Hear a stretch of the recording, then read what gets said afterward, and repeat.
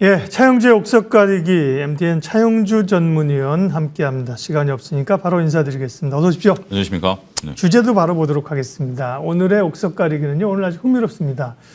주도주가 뭘까? 반도체냐? 2차 전지냐? 오늘 강한 로봇까지 끼워져요? 9월 대세 업종 주도주는 뭘까? 전략은 뭘까?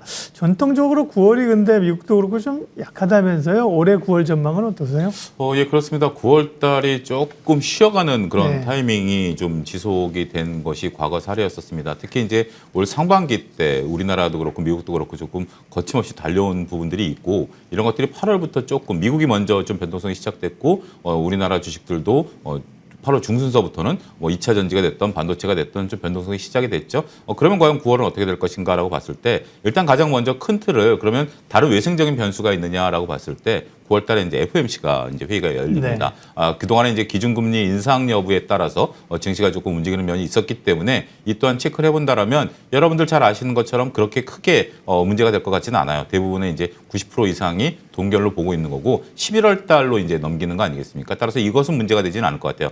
단지 이제 우리가 9월 말에 긴 추석 연휴가 기다리고 있기 때문에 그 어느 때보다도 긴 추석 연휴가 기다리고 있기 때문에 보통 이제 추석 전에는 적극적으로 매매하려는 분들이 조금 줄어드는 것 같아요. 주식을 팔아서 내가 추석장을 마련해야지라는 움직임은 그렇게 크지는 않을 것 같은데 네. 고객 예탁금이 들어오지 않고 오히려 조금 빠져나가면서 그다음에 추석에 대한 준비를 또 많이 하셔야 되는 거 아니겠습니까? 이번에 이제 리오프닝 되고서 이제 본격적인 추석이기 때문에 네. 그렇다면 관심이 좀 떨어질 가능성도 대비해야 되지 않을까 싶습니다.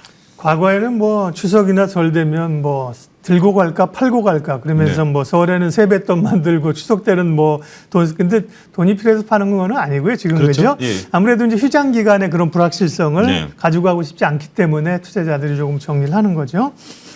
자, 주도주 얘기하고 있는데 지금 뭐 시장에 지금까지 현존하는 주도주는 2차 전지 그리고 필적할 반도체 투탑인데요.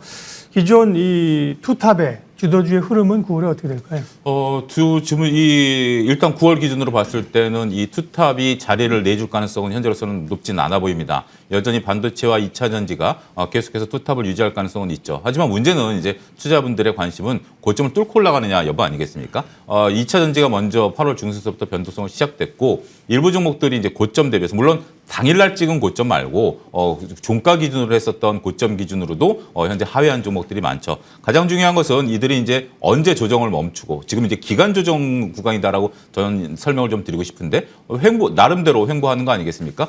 그런 상태에서 언제 고점을 뚫어주느냐가 관건인데 9월 달에 그런 것들이 나타나려면 아무래도 시장에 관심이 뜨거워야 되고 거래량이 늘어나야 된다라는 기본적인 전제 조건이 필요하죠. 하지만 9월 달에는 조금 쉬어간다라는 전반적인 분위기상에서는 그런 고점을 뚫어주기는 현실적으로 쉽지는 않을 가능성이 있다. 그렇다 하더라도 이들이 하락 반전하거나 주도주자를 내기보다는 일단 주도주로서의 역할은 하면서 작은 변동성 내에서 기간 조정이 일어날 가능성이 있다. 반도체 같은 경우도 삼성전자가 7만 전자를 탈환한 상태이고 하이닉스 같은 경우 상대적으로 그동안 올라왔었기 때문에 조금 그 사이에서 변동성이 있을 것이지 하이닉스가 8만 전자, 9만 전자 중기적으로 보면 가긴 가야 되겠지만 9월 달에 나타날 가능성은 조금 우리가 염두에 둬야 되지 않을까 싶습니다. 투탑에는 들어가지 못하지만 시장의 주도주 군으로 이제 따라붙는 섹터들이 여럿 있는데요. 대표적으로 중국 소비주, 중국 단체 관광객 허용만으로는 연속성이 없었는데 이제 네. 중국 내 반일 감정 이런 것들이 고조되면서 게다가 또 우리는 뭐 저출산 대책 관련주 이런 것까지 함께 좀 묶이면서요.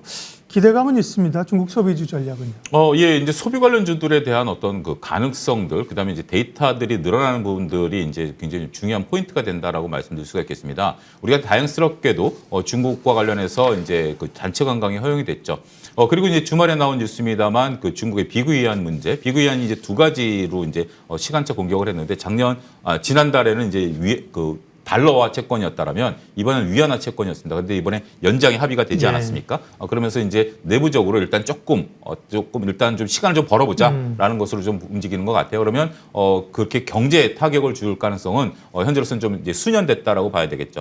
어찌됐든 지금 이제 중국 관광객들이 지금 밀려 들어오고 있는 데이터들이 나오고 있습니다. 제주도에 이제 뭐 크루즈선이 도착했다라는 등, 명동에 나가 보면 중국 분들이 많이 늘어났다라는 등 뭐 이런 것들이 있죠. 그렇지만 이제 8월달에 이런 것들이 먼저 선반영됐다라고 보고요.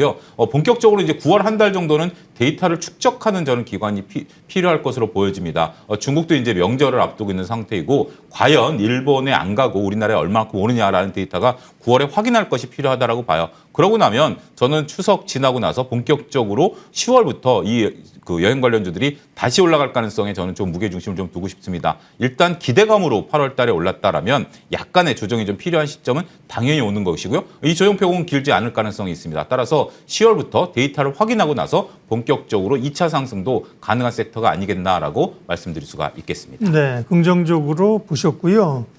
로봇 관련주가 오늘 뭐 강세 정도가 아니라 불을 뿜고 있습니다. 네, SBB테크는 상한가고요.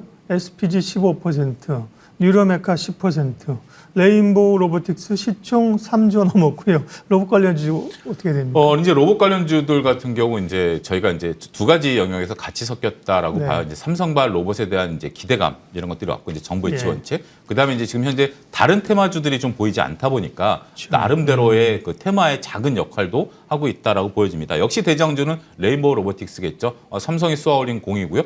그렇게 해서 이제 상한가 들어간 이후에 오늘까지 해서 이제 3일째 상승세를 나타내고 있는데 그 폭들이 상대적으로 그렇게 크지는 않습니다. 하지만 그렇다 하더라도 약한 건 아니다 보니까 오히려 레인보우 로보틱스가 중심을 잡아주다 보니까 밑에 단에 있는 종목들이 올라간다라고 보는 거죠. 이번 달에 또 가장 큰 빅 이벤트가 있죠. 두산 로보틱스의 상장이죠. 따라서 이런 것들이 맞물리면서 로봇 관련주들은 9월 한 달 내내 테마주로서의 역할을 할 것으로 보여집니다. 제가 테마주라고 말씀드린 것들을 보게 된다면 아직까지 실적이 이제 보이는 것보다는 기대감들이 있는 거고 여기에 이제 두산 로보틱스의 상장과 관련된 이벤트가 있을 것으로 보여지기 때문입니다. 역설적으로 두산 로보틱스가 주시장에 들어오게 된다면 펀드 매니저들이 운용하는 자금에 있어서는 다른 로봇주들이 빠질 수밖에 없는 거죠. 그들이 이제 로봇 섹터에 투자할 수 있는 자금이 한정되는 것이고 두산 로보틱스라는 대여가 들어오면 당연히 편입을 시켜야 되겠죠. 그러면 패시브 자금이 들어올 수밖에 없어요. 그렇지만 그 패시브 자금이 들어오는 그 뒷면에는 다른 주식을 빼야 된다라는 역설이 존재하는 건 사실이거든요. 하지만 그 상장 때까지는 테마로서의 움직임은 충분히 가능할 것으로 보여집니다. 그렇기 때문에 중심을 이것이 이제 로봇주가 다음을 이끌 주도주다라는 관점으로 쳐다보기보다는 두산 로보틱스 상장 때까지는 작은 테마로서의 움직임이 있을 것으로 보이기 때문에 그러한 트레이딩 관점의 접근이 유효하지 않을까 말씀드릴 수가 있겠습니다. 9월 전략이 좀 녹록지가 않습니다. 그러면요, 말씀하신 걸 종합해서 전략과 공략 섹터 말씀해 주시죠. 그렇습니다. 이제 뭐 9월 달에 좀 뜨뜻미지근하게 계속해서 좀 말씀드리고 있는 느낌을 저도 받을 수밖에 없습니다. 어찌됐든 쉬어가줘야 10월부터 찬바람이 불면 이제 건강하게 주식이 올라갈 수 있다라고 저는 생각을 하거든요. 더군다나 이제 9월 지나고 나면 펀드 매니저들이 연말에 수익률에 대한 그 검증 기간에 이제 들어가게 되는 거죠. 예. 그 검증은 11월 말까지 가지고 12월 달에 하는 거거든요. 그러면 10월, 11월 달 두 달 동안 수익을 내기 위해서 많은 이제 종목들이 이제 뛰쳐나올 것이고 네. 수익이 날 것으로 보여집니다. 더군다나 내년도에 대한 이제 경기 전망치도 이제 나올 것으로 보여지기 때문에 본격적인 게임은 10월 달에 나타날 것으로 보여죠. 그러면 9월 달에 어떤 대비를 해야 되겠느냐라고 봤을 때 저는 소비주들에 대해서 그리고 엔터주들 같은 경우 다소 쉬어가지만 여전히 하반기 때 이익이 좀 늘어나는 거 아니겠습니까? 결론적으로 이익이 하반기 때 늘어날 종목들을 모아가는 전략이 오히려 저는 9월 달에 좋을 것 같습니다. 9월 달에 급격하게 시세를 내서 내가 20-30% 수익을 내겠다라기보다는 엔터 나 소비주, 그다음에 방산, 풍력, 태양광 같은 종목들에 대해서는 여전히 하반기와 내년도까지 실적 전망치들이 굉장히 퍼포먼스가 좋은 거 아니겠습니까? 하지만 공교롭게도 이러한 주식들이 8월부터 한동안 지금 시세를 좀 못 내고 있습니다. 좀 쉬어가는 중심이죠. 그렇다고 해서 급격한 하락이 아니라 주봉으로 보면 횡보하는 장세가 나타나기 때문에 이러한 것들에 대해서는 저는 충분히 모아가는 전략들을 함으로써 10월 달을 대비하는 그런 한 달로 삼으시면 좋지 않을까 말씀드릴 수가 있겠습니다. 차용주의 옥석 가리기, 오늘은 이제 9월 전략, 10월 대비 전략, 관심 섹터 옥석 가리기 해주셨습니다. 차용주 전문위원 함께했습니다. 고맙습니다. 감사합니다. 지수는 코스피 5포인트, 6포인트 상승세로 전환했고요. 코스닥은 소폭 내림세로 진행이 되고 있습니다. 이슈 MB 오늘 여기까지 하겠습니다. 함께해 주셔서 고맙습니다.